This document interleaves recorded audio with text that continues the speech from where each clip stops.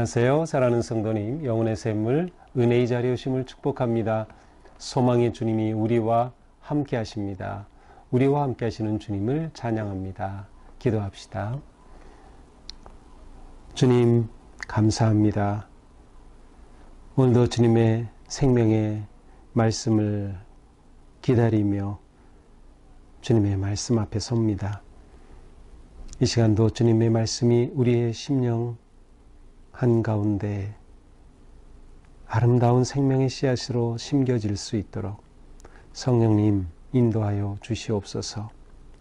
저의 마음과 생각을 오직 주님의 말씀 앞에 내려놓게 하시고 주님의 깨우쳐 주심과 그 놀라운 생명의 말씀의 능력으로 저희들을 일으켜 주시옵소서.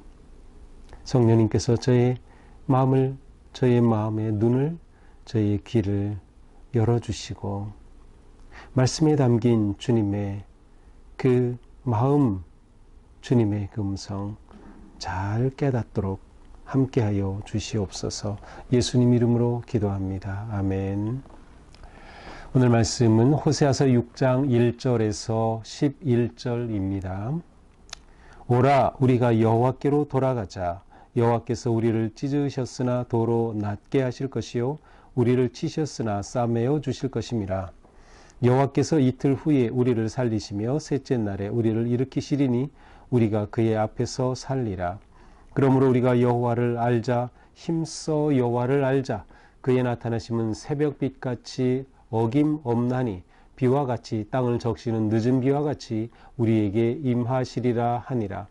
에브라임아, 내가 네게 어떻게 하랴? 유다야, 내가 네게 어떻게 하랴? 너희의 인애가 아침 구름이나 쉬 없어지는 이슬 같도다.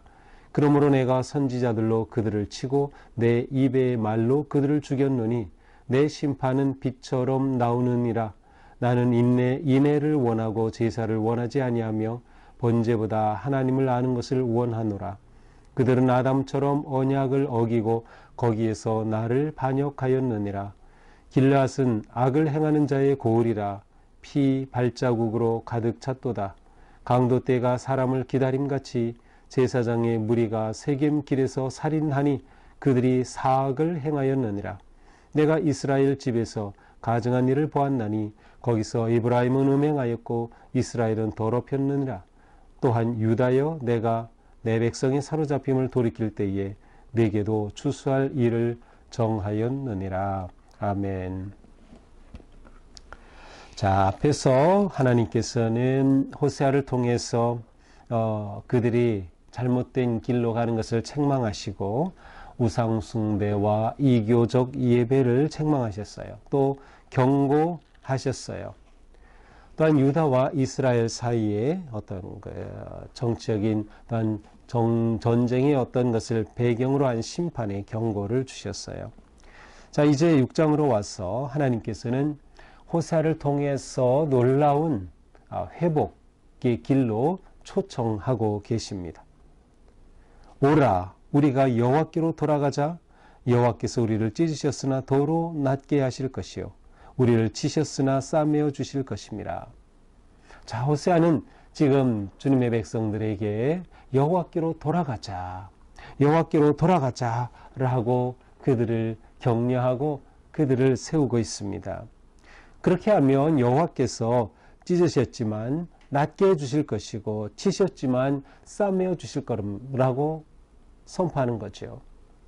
회복과 치유의 길이 바로 거기에 있다는 것이에요.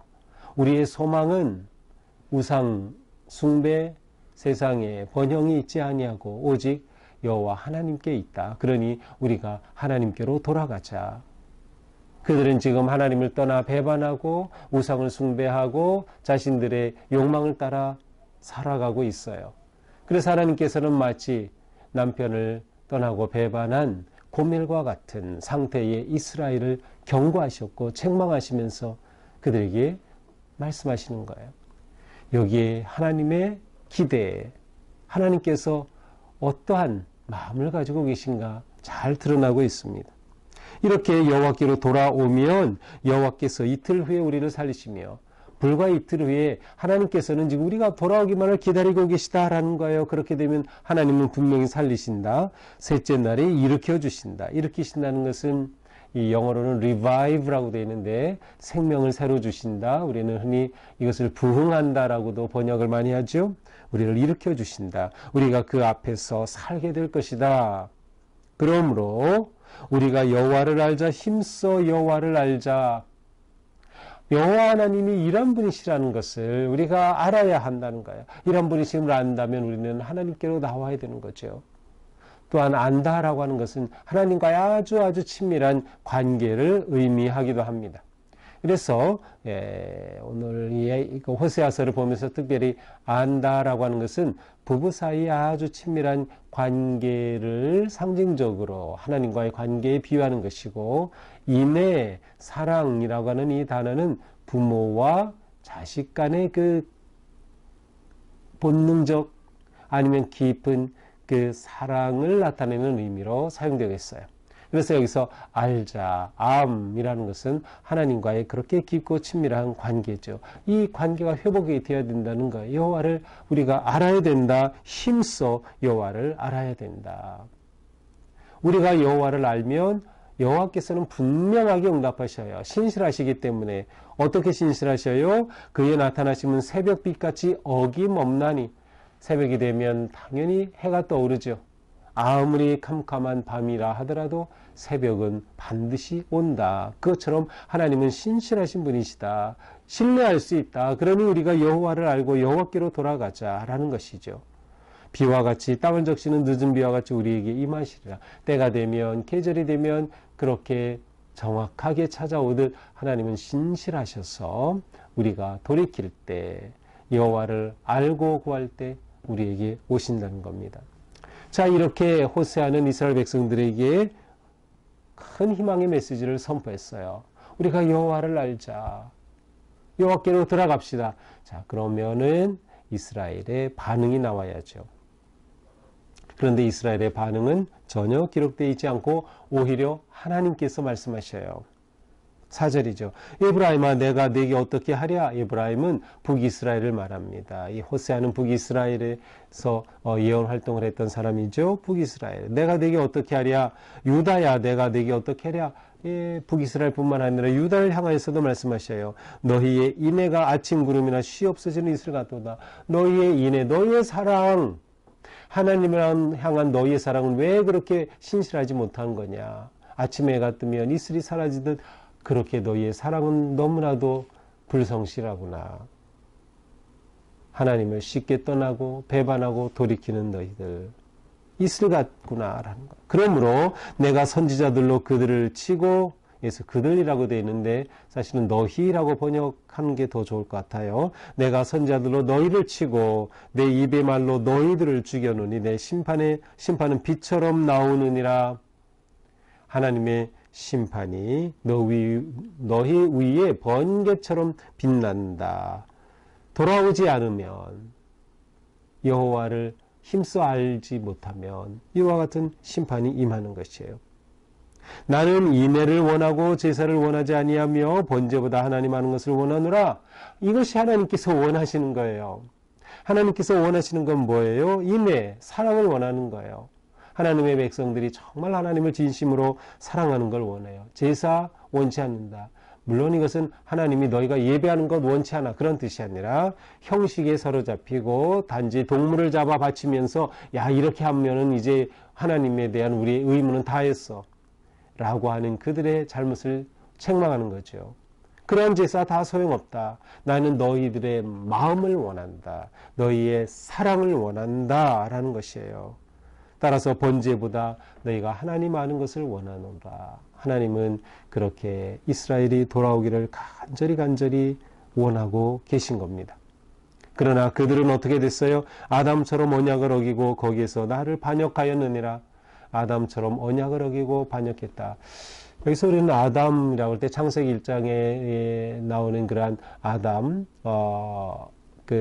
하와, 이러한 그 아담을 생각하기 쉬운데 그 아담으로 볼 수도 있겠지만 학자들은 이것이 어느 특별한 지역이라고 생각이 돼요. 그래서 특별히 아주 죄악에 빠졌던, 완전히 하나님을 배반하고 멀리했던 그들의 어떤 한 지역이 아닐까. 어쨌든 여기서 핵심은 뭐예요? 하나님에 대한 신실한 마음을 버린 거예요. 불순종한 거예요. 거절한 거예요. 이렇게 된 그들의 모습 어떻습니까? 8절 길앗은 악을 행하는 자의 고을이 되었고 피 발자국으로 가득 찼도다. 길앗은 그 요단 동편의 지역이기도 하지만 요단 동편의 모든 그 지파들을 의미하기도 하죠. 강도 때가 사람을 기다린 같이 제사장의 무리가 세겜에서 살인하니 제사장들조차도 살인자가 되는 거예요. 이러한 하나님을 떠난, 하나님을 버린 자들의 모습, 내가 이스라엘 집에서 가증한 일을 보았나니 거기서 에브라임은 음행하였고 이스라엘은 더럽혀졌다. 이스라엘의 타락하고 하나님을 배반한 그 모습을 그대로 적나라하게 표현합니다. 그들이 음행했다, 더럽혀졌다. 11절은 마지막으로 유다도 언급합니다. 유다여, 내가 내 백성이 사로잡힘을 돌이킬 때 내게도 추수할 일을 정하였느니라. 심판 때 하나님이 정해 놓으셨다. 유다, 너희도 마찬가지라는 그러한 표현입니다. 자, 오늘의 말씀을 이렇게 보면서 우리는 정말 하나님이 원하시는 것이 무엇인가? 하나님이 정말 원하시는 것. 이건 우리에게 너무나도 중요해요. 우리가 아무리 열심히 한다 하더라도 하나님이 원하시는 그것을 안 한다면 우리는 하나님을 기쁘시게 할 수 없어요. 우리가 진정으로 하나님을 사랑한다면 하나님이 원하시는 일을 해야죠. 하나님이 원하시는 것은 무엇이에요? 우리가 하나님께로 돌아오는 것이에요. 하나님은 지금 기다리고 계셔요. 우리가 돌아오고 회개하면 금방 응답하시려고 준비하고 계신 하나님, 우리가 하나님께로 돌아가야 한다. 우리가 하나님을 다시금 사랑하며 하나님께로 나아가야 되는, 이게 우리가 살 길이라는 거죠. 이게 우리가 회복되는 길이에요. 이게 우리가 일어나는 길이에요. 우리가 다시 소생하고 부흥하게 되는 길이죠. 또한 하나님께서 정말 원하시는 건 뭐예요? 하나님을 아는 것이에요. 여호와를 힘써 알자. 그래서 우리가 열심히 하나님을 사랑하는 거죠. 안다는 것, 사랑을 회복하는 것이죠. 하나님에 대한 우리의 마음, 사랑 회복하는 것이에요. 이것이 하나님이 원하시는 것이다. 그러면서 하나님은 구체적으로 말씀하시죠. 인애, 사랑, 그것을 원한다. 제사, 너희들이 아무리 그렇게 마음에 없는 제사하는 거, 그거 원치 않는다. 하나님께서 원하시는 것은 분명해요. 번제가 아니라 하나님을 아는 것, 하나님과 친밀하고 아름다운 믿음의 관계, 신실한 관계를 원한다. 너희의 사랑이 변하지 않기를 원한다. 라고 하는 것이죠. 그러므로 우리는 이러한 말씀 앞에서 계속 하나님 앞에 돌이키는 우리의 삶이 되어야 되겠다. 우리의 반역으로부터, 우리가 하나님을 떠난 것으로부터, 사악함으로부터, 죄로부터 하나님께로 돌이켜야 한다. 회개가 회복의 길이다. 회개가 치유의 길이다. 여호와께로 돌아가는 것이죠. 거기에 우리가 살 길이 있는 것입니다. 오늘 하루도 내 삶의 왕이 누구이신지 다시금 생각하면서 내가 정말 내 삶의 중심에 하나님을 왕으로, 주님을 내 삶의 왕으로 모시고 그렇게 가고 있는가? 정말 내가 주님을 사랑하고 주님 앞에 내 삶을 드리고 있는가? 우리가 힘써 여호와를 아는, 그리고 여호와께로 돌이키는 그러한 삶이 되기를 축복합니다. 기도합시다. 주님, 우리가 주님께로 돌이키게 하옵소서. 우리가 주님을 알게 하옵소서. 힘써 주님 아는 저희가 되게 하옵소서. 주님을 알지 못하고 주님을 사랑하지 않고서는 우리에게 어떤 희망도 없습니다. 우리가 살 길 오직 주님께 있음을 믿습니다. 주님, 저희의 믿음을 회복시켜 주시고 저희의 삶을 회복시켜 주시고 다시금 하나님 사랑의 삶으로 나아갈 수 있도록 인도하여 주시옵소서. 예수님 이름으로 기도합니다. 아멘. 네, 오늘도 주님의 은혜로 우리의 삶이 주님을 향해 힘써 알고 돌이키는 하루가 되기를 축복합니다. 사랑합니다.